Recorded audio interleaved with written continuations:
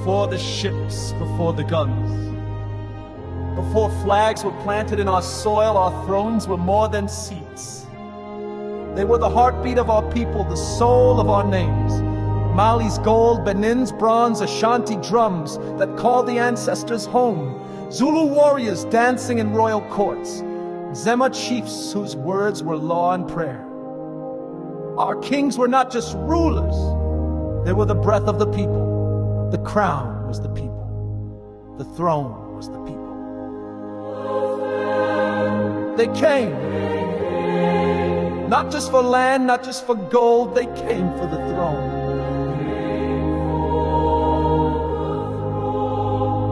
Because they knew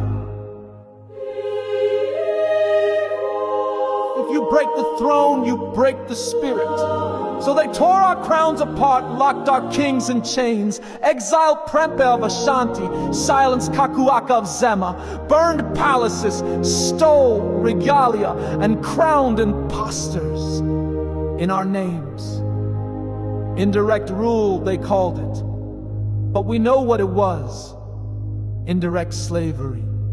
Direct theft, a war against memory. Yet listen, even in exile, our kings did not bow. Even in death, they whispered back to us, "We are not gone, the throne may sleep, but the spirit does not die."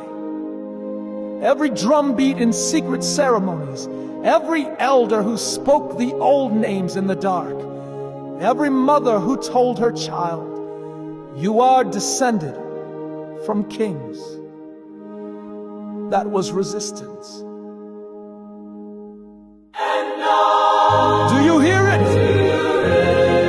The drums are calling again. Then Zema rose after 160 years, and a new Kakuaka took the name of the old. Benin's Oba stands proud again. The Zulu monarch still walks with his people. The thrones are not dead. They are waking, because no empire can erase a name carved into the bones of a people.